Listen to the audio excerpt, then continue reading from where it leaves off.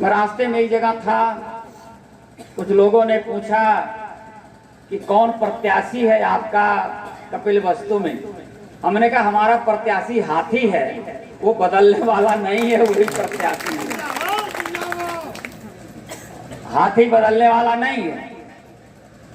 तो भी नाम छप जाएगा, है कि नहीं? कोई भी नाम हाथी के बगल छप जाएगा, लेकिन हाथी अपना परमानेंट है और उसी का बटन दबाना है। एमएलसी साहब ने बहुत सही बात बताई। राजा रानी के पेट से पैदा होता था। अगर रानी फिर राजा पैदा करने की उसको इजाजत होती तो आज हम लोग यहाँ नहीं होते, हम लोग यहाँ नहीं होते, हम लोगों को कुछ नहीं मिलता। लेकिन धन्य है बाबा साहब डॉक्टर अंबेडकर जी, कितना ब्रेन था उनके अंदर, कितना बड़ा दिमाग था उनके अंदर। लोग माथा पच्ची कर रहे थे राजा कैसे बनेगा। लोगों ने सुझाव दिया जमीन जिसके पास ज्यादा होई वो राजा बनाई, ये पढ़ा लिखा हो यू राजा बनाई। लेकिन बाबा साहब ने कहा ना, हमारे लोग ऐसे कानून से तो वंचित हो जाएंगे। ऐसे लोग जिनके पास मकान नहीं है, जिनके तन पर सही ढंग का कपड़ा नहीं है, रोज मजदूरी करते हैं, शाम को तब चूल्हा गर्म होता है, तब उनके बच्चे एक टुकड़ा खाने को पाते हैं। जिसका पूरा दिमाग पेट की तरफ रहेगा, पेट की तरफ तब रहता है जब उसके पेट में दाना नहीं रहता है, तब पूरा दिमाग सरक करके पेट पे चला जाता है और सोचता है कहां से दो रोटी का इंतजाम हो जाए, मेरे बच्चों को कुछ दाना नसीब हो जाए, कुछ मुझे मिल जाए, मेरा चूल्हा गर्म हो जाए। और जो भूखा इंसान होता है उसका ब्रेन काम नहीं करता। स्कूल की दीवारों पर बहुत आप लोगों ने पढ़ा होगा, भोक्षितम किम करोति पापम, भूखा इंसान कौन कौन सा पाप नहीं करता। भूखा इंसान कौन कौन सा पाप नहीं करता, इसका मतलब हमने समझा है। और देश के आजादी के बाद से लेकर के आज तक इस देश में जानबूझ करके ज्यादा से ज्यादा लोगों को भूखा रखने के लिए मजबूर किया जाता, जानबूझ करके। नहीं तो 30 किलो का झोला और 5 किलो का राशन नहीं दिया जाता, पूरा भर भर के दिया जाता, 30 किलो अनाज दिया जाता। झोलवा तो 30 किलो का है ना, लेकिन राशन 5 किलो जाता है। इसीलिए माई थोड़ा हमार सुन लिया, अपनी बात करें 4 किलो है। हाँ वो तो हर जगह, वो तौल में तो अंतर है ही है। ये इसलिए होता है कि भूखे इंसान को न्याय की कुर्सी पर बैठा देंगे तो न्याय नहीं हो सकता। जिधर रोटी का लालच मिल जाएगा उधर वो जजमेंट सुना देगा, है कि नहीं? जजमेंट उधर चला जाएगा।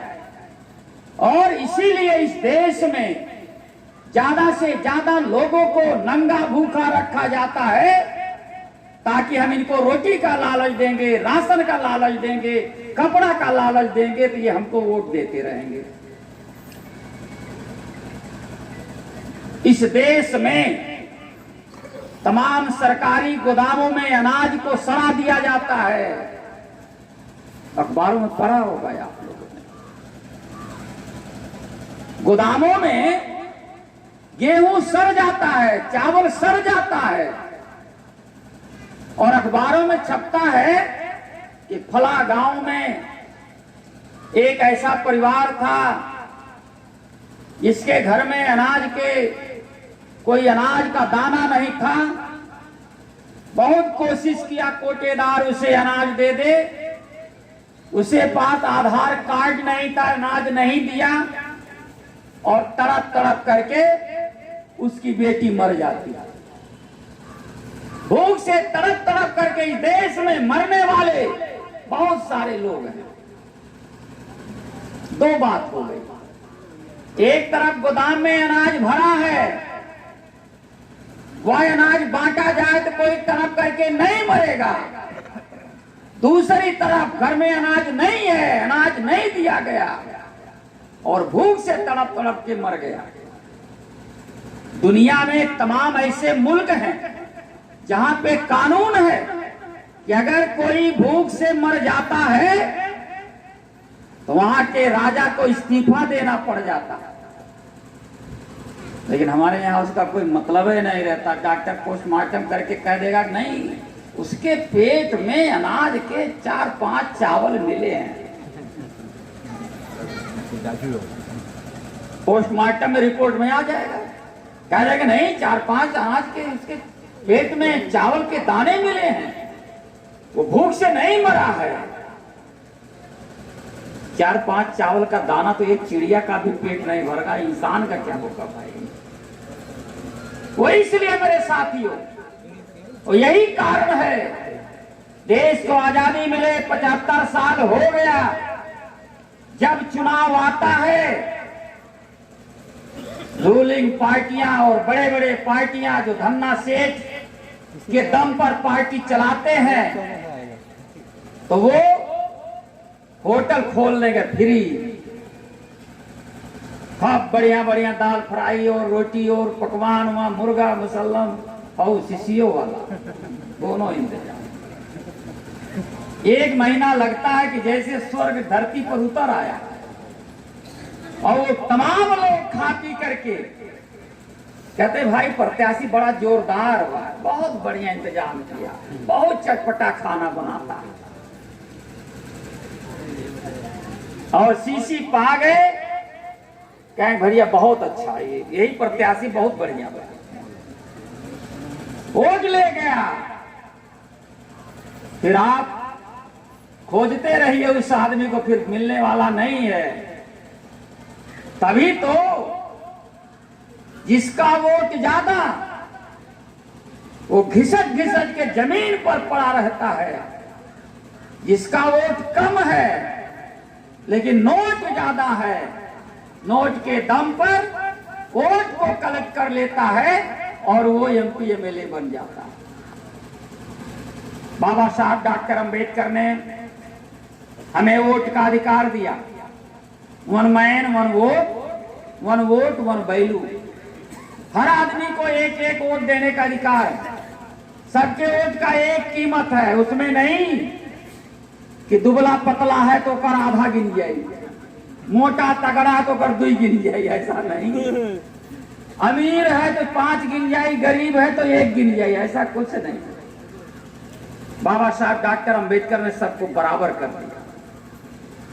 जब चुनाव आता है तो लाउड स्पीकर से प्रचार होता है, सभी लोग प्रचार करते हैं, कहते हैं बहनों भाइयों आप लोग अपना कीमती वोट, अपना बहुमूल्य वोट हमारे उम्मीदवार को दे करके हमारे फला नेता का हाथ मजबूत कीजिए। और उधर तो जाल बिछाया है, नीचे चारा डाला है, लोगों को फंसाया है और कहता है अपना कीमती वोट। इस धरती पे जितने सामान हैं सबका कीमत है, एक पन्ना कितने का इस पर दाम है। एक टेंट वाला एक कितना दाम है, कपड़े का मूल्य है, लोहे का मूल्य है, कुर्सी का मूल्य है, लाउड स्पीकर का मूल्य है, आपके कपड़े का दाम है, जितना सब कुछ धरती पर है सबका दाम है। लेकिन एक चीज ऐसा है जो बाबा साहब डॉक्टर अंबेडकर जी ने दिया है, उसका कोई दाम नहीं है, वो वोट देने का अधिकार है। वोट का कोई दाम नहीं है। लेकिन कुछ लोग उस पर दाम लगा लेते हैं, हरियर की पाएगे, ललकी पाएगे, अटिसिया पाएगे, कहें भाई ठीक है तो ही को दाम ले लिया। और वो कहा है अपना कीमती वोट आपने कीमत लगा दिया, वोट दे दिया। वो कहा है अपना कीमती वोट दे करके हमारे प्रत्याशी को जिताइए और हमारे फलां नेता का हाथ मजबूत कीजिए। तो उसका प्रत्याशी जब जीत गया तो उनके फलां नेता का हाथ मजबूत हो गया। जब उनका प्रत्याशी जीत गया, उनका फलां नेता का हाथ मजबूत हो गया। जब उनका हाथ मजबूत हो गया तब वो कहता तुम अपनी पीठ मजबूत करो।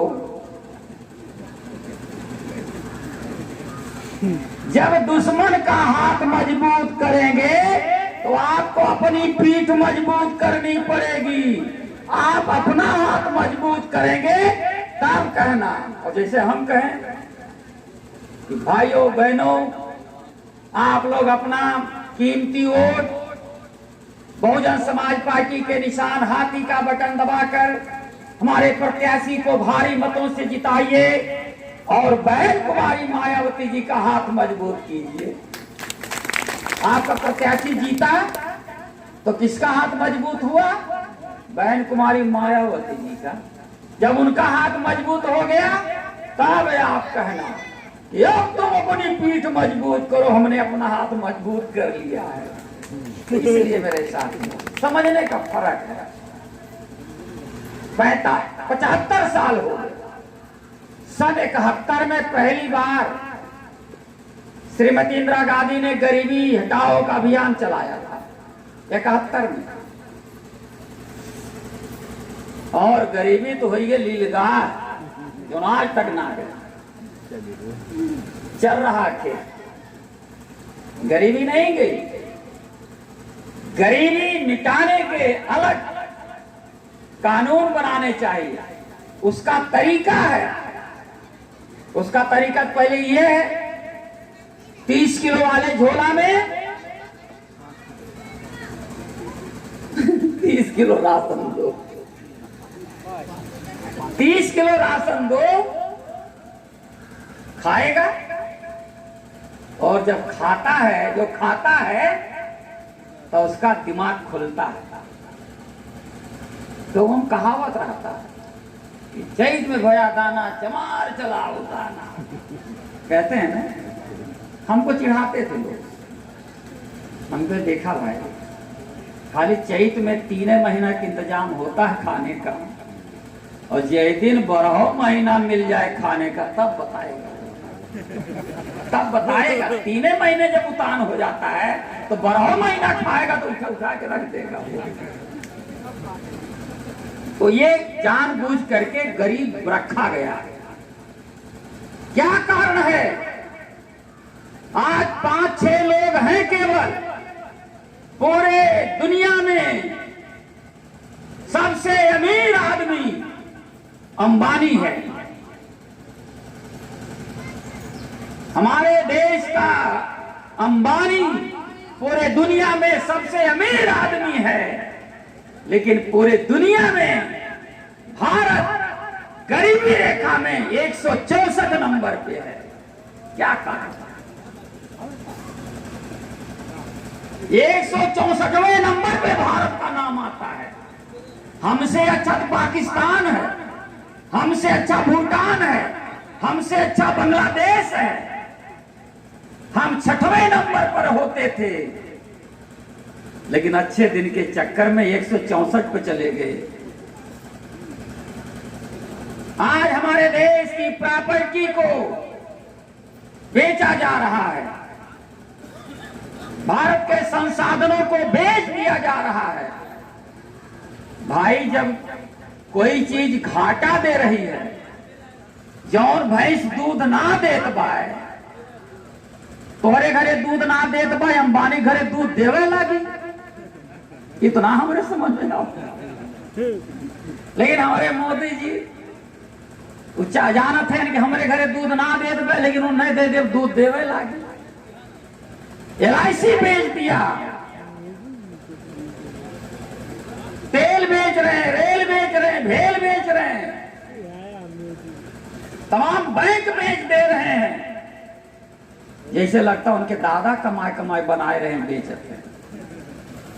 गलती हमारी है, आपकी गलती है।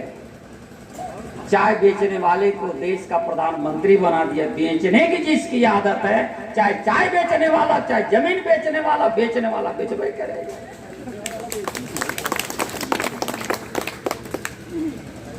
आदरणीय बहन कुमारी मायावती जी उत्तर प्रदेश में 4 बार मुख्यमंत्री रही है, कुल 7 साल मुख्यमंत्री रही है। मानवर कांशीराम साहब कहा करते थे कि जो हुक्मरान होते हैं उन पर अत्याचार नहीं होता, जो हुक्मरान होते हैं उन पे अत्याचार नहीं होता। 700 साल तक इस देश में मुगल पठान हुक्मरान थे। उस 700 साल के इतिहास में किसी पन्ने के किसी कोने में मुगल पठान के खिलाफ कोई उत्पीड़न की घटना का जिक्र नहीं मिलता। मैंने प्राचीन इतिहास भी पढ़ा है, मैंने मध्यकालीन इतिहास भी पढ़ा है, कहीं कोई ऐसा जिक्र नहीं मिलता। 200 साल तक देश में अंग्रेजों ने हुकूमत किया। उस 200 साल में किसी अंग्रेज के खिलाफ उत्पीड़न की घटना का जिक्र नहीं मिलता। और आदरणीय बहन जी 7 साल तक उत्तर प्रदेश के मुख्यमंत्री रही। उन 7 साल के इतिहास में उत्तर प्रदेश में किसी भी वर्ग के खिलाफ उत्पीड़न की घटना नहीं घटी।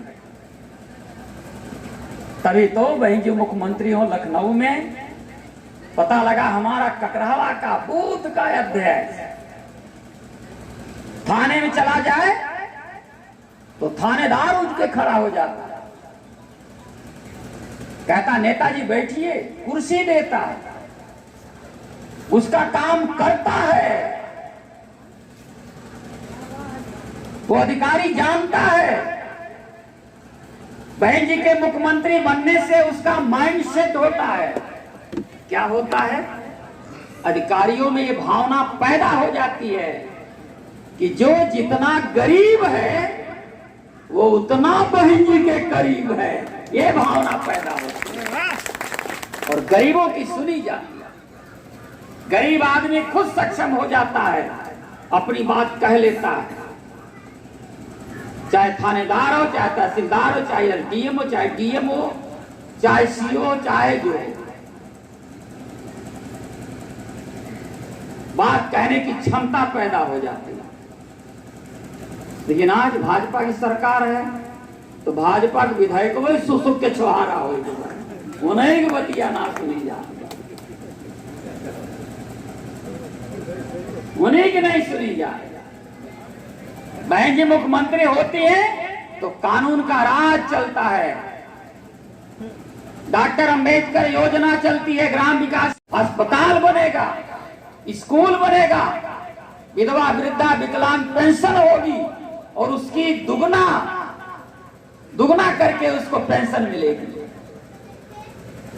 ये व्यवस्था दिया। आवास बनेगा, इंडिया मार्क का हैंडपंप लगेगा, पानी की टंकी लगेगी।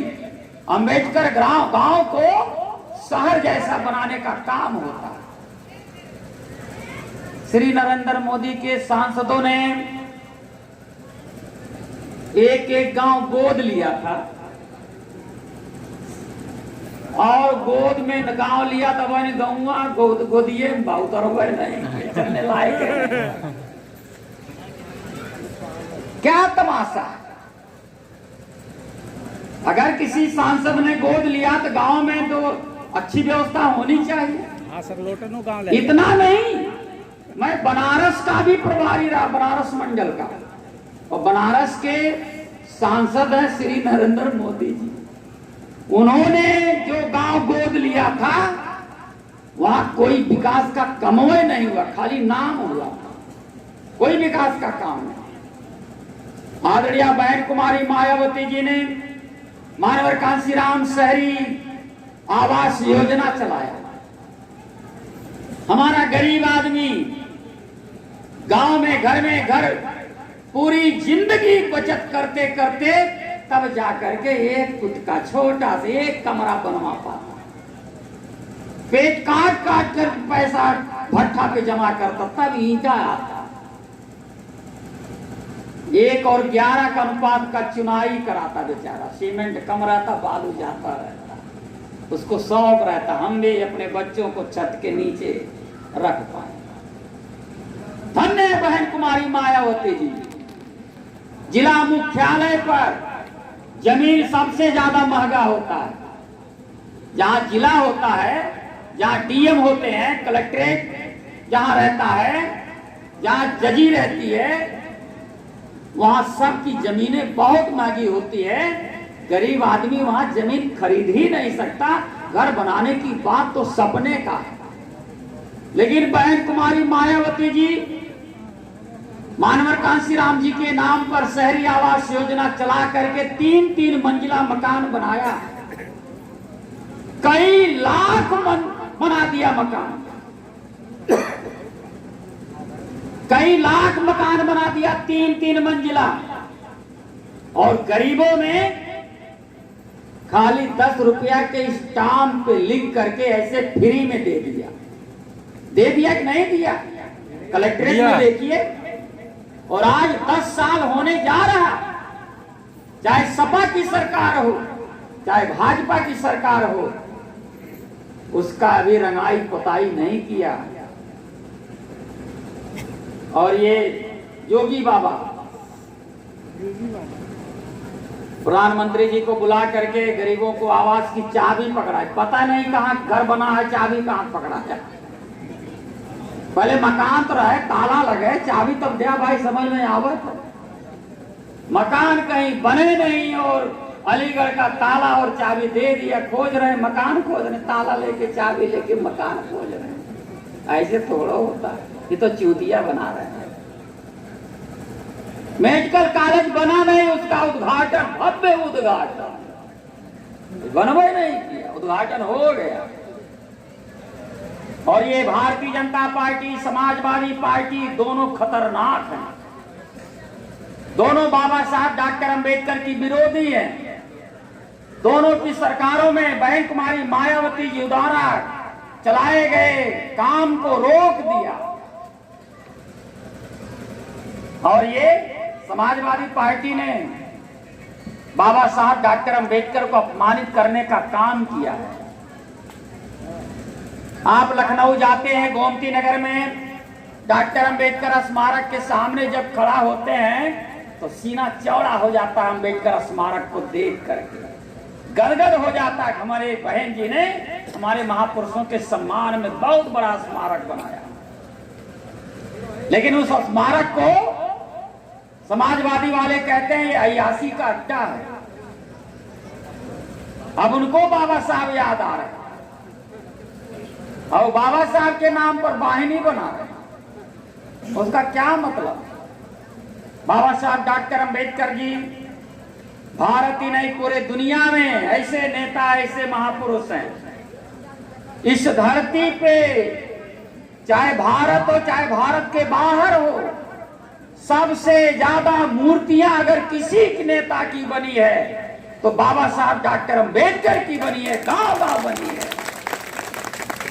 पूरे दुनिया के देशों में बाबा साहब का नाम है। और बाबा साहब बहुत महान थे, बहुत महान थे, बहुत पढ़े लिखे थे। और बहुजन समाज पार्टी बाबा साहब के मिशन को आगे बढ़ाना चाहती। उनका मिशन क्या था? जो लोग इस देश के असली मालिक हैं, जो लोग इस देश के असली हकदार हैं, उनके हाथ में इस देश का बागडोर जाना चाहिए। इस देश में समानता आनी चाहिए, भाईचारा आनी चाहिए, जात पात की खाई को खत्म करनी चाहिए। हर वर्ग, हर जाति और धर्म में एकता होनी चाहिए। लेकिन भारतीय जनता पार्टी हमारे देश की एकता को बिगाड़ने का काम करती है। वो हर बात को हिंदू मुस्लिम के नजरिए से देखती है, हिंदू मुस्लिम के नजरिए से देखती है। भारतीय जनता पार्टी के किसी नेता को खड़ा करा दीजिए कि 10 मिनट आपको भाषण देना है, लेकिन गाय गोबर पे नहीं बोलना, भारत पाकिस्तान पे नहीं बोलना है, लव जिहाद पे नहीं बोलना है, हिंदू मुस्लिम पे नहीं बोलना है, उसकी बोलती है बंद हो जाएगी, क्योंकि इसके बाहर कुछ जन्म नहीं करेंगे। इसके बाहर की दुनिया से वो वाकिफ नहीं है। वो संकुचित मानसिकता में पड़े हुए, संकुचित दायरे में जीने वाले लोग हैं जो भारत को कमजोर करने का काम कर रहे हैं। मेरे साथियों, भारतीय संस्थानों को बेचने से उनका मोटी रकम हो रही है, लेकिन उससे नुकसान सबसे ज्यादा बैकवर्ड को है, अनुसूचित जात को है, अपर कास्ट को है, जो उन संस्थानों में नौकरी कर रहे हैं उनका। प्राइवेट वाला संस्थान खरीदेगा, जिसको चाहेगा रखेगा, नहीं निकाल के बाहर करेगा। जो आरक्षण का लाभ पा करके रेल में है, LIC में है, बैंकों में है, वो सब निकाल दिए जाएंगे। अभी तो हमारे लोगों की सही ढंग से नौकरी मिलवा ही नहीं किया और आरक्षण खत्म करने की कवायद शुरू कर दिया। तो हमें बहुत सावधान रहना है। हमारे देश में सब कुछ है, हमारे देश में अनाज का भंडार है, उसका सही ढंग से वितरण हो जाए तो कोई भूखा नहीं रहेगा। हमारे देश में कपड़ों के तमाम मिले हैं, हमारे देश में कोई नंगा रह ही नहीं सकता, लेकिन जानबूझ करके नंगा भूखा रखा जाता है। भारतीय जनता पार्टी देश को कंगाल करना चाहती है।